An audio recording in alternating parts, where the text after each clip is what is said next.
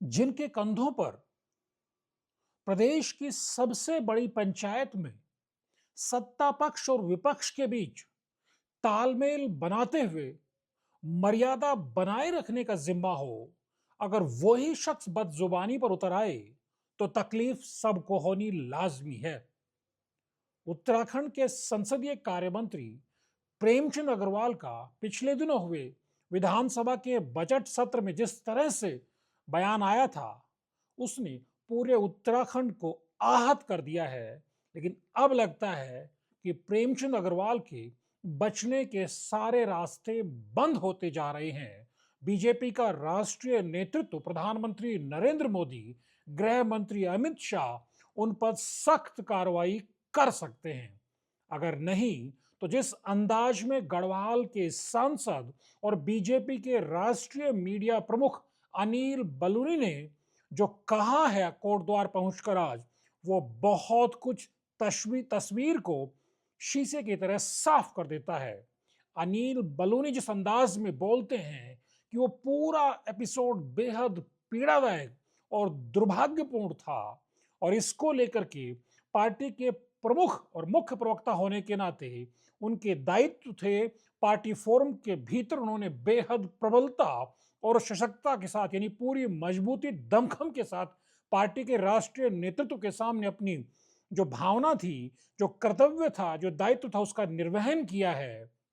ये बहुत कुछ इशारा कर देता है कि अब प्रेमचंद अग्रवाल पर कभी भी बीजेपी की सख्त कार्रवाई हो सकती है। पहले आप अनिल बलूनी के उस बयान को सुनिए जिसके बाद ये माना जा रहा है कि अब प्रेमचंद अग्रवाल का बचना बेहद मुश्किल है। उनके मंत्री पद पर गाज कभी भी गिर सकती है।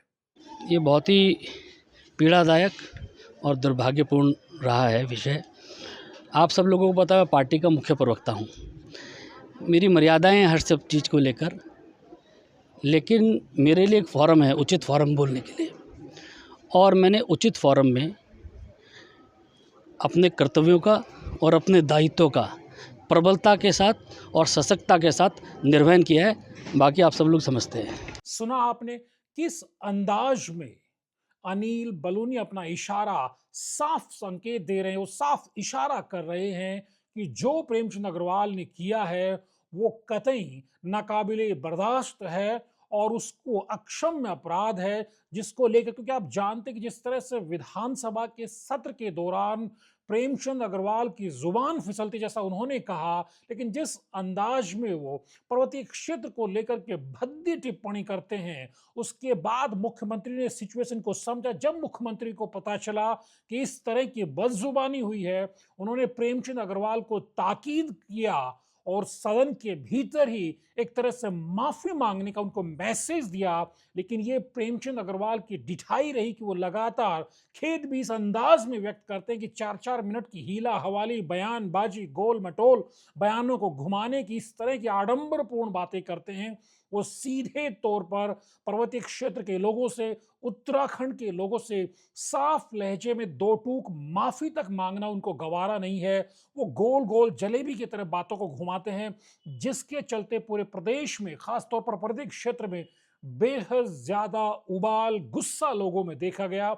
और इस चीज को त्रिवेंद्र सिंह रावत ने भी पकड़ा, क्योंकि मुख्यमंत्री ने तो विधानसभा में ही एक तरह से मैसेज दिया था, लेकिन उस मैसेज को शायद प्रेमचंद अग्रवाल समझ नहीं पाए। फिर हरिद्वार सांसद त्रिवेंद्र सिंह रावत का सख्त बयान आता है, और अब जिस अंदाज में गढ़वाल सांसद अनिल बलूनी ने जो कहा है, ये बेहद खतरे की घंटी का इशारा करता है प्रेमचंद अग्रवाल के लिए। लेकिन सबसे पीड़ादायक बात यह भी है कि प्रेमचंद अग्रवाल ने जो बोला उसको लेकर के क्यों पहाड़ पर ही सिर्फ विरोध क्यों हो, इसे क्यों पहाड़ बनाम मैदान का मुद्दा बनाया जाए? ये तो उत्तराखंड का मुद्दा है। क्या उत्तराखंड में रहने वाले हर व्यक्ति को पीड़ा नहीं पहुंची कि जो संसदीय कार्य मंत्री है, जिनकी जुबान से सब कुछ सदन में होना चाहिए, यानी कि एक तरह से सेतु का काम करना चाहिए सत्ता पक्ष और विपक्ष के बीच वो इस अंदाज में कैसे अपनी जुबान से ऐसे लफ्जों का इस्तेमाल कर सकते हैं जिनको बर्दाश्त कतई नहीं किया जाना चाहिए। सवाल ये है कि गैरसैंण में प्रेमचंद अग्रवाल का पुतला क्यों फूका जा रहा है, हरिद्वार में क्यों नहीं फूका गया, देहरादून में क्यों नहीं फूका गया, पलटन बाजार में क्यों नहीं प्रेमचंद अग्रवाल का पुतला फूका, रुड़की नारसन में क्यों नहीं प्रेमचंद अग्रवाल का पुतला फूका। क्योंकि ये गाली अगर उन्होंने दी तो ये पूरे उत्तराखंड के लिए गाली है।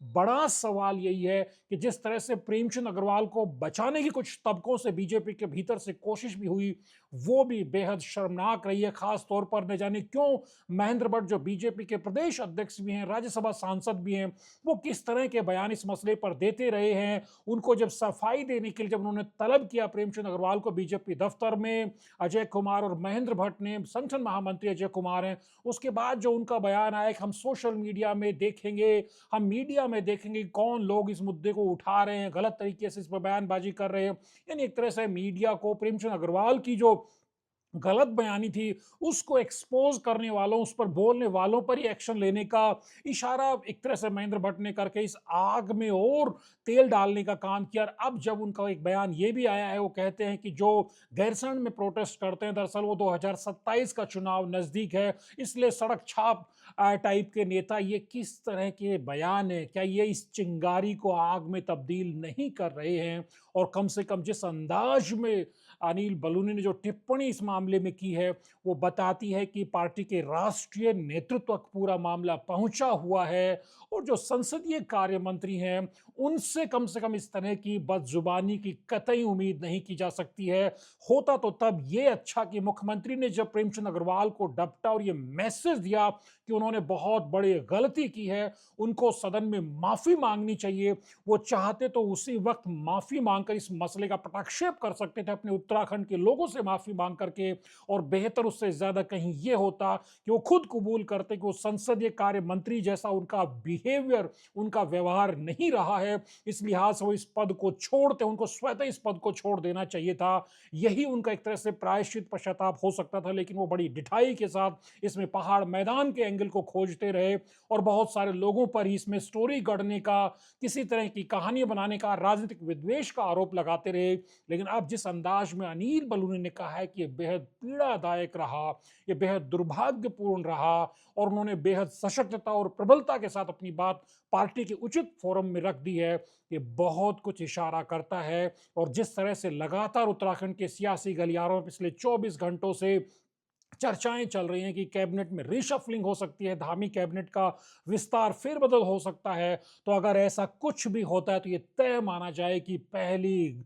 एक तरह से गाज गिरेगी तो वो प्रेमचंद अग्रवाल पर गिरेगी। और इसी का इशारा एक तरह से अनिल बलूनी ने अपने बयान के जरिए किया है। द न्यूज अड्डा की वीडियोज को लाइक कीजिए, शेयर कीजिए और चैनल को सब्सक्राइब करना मत भूलिए। नमस्कार।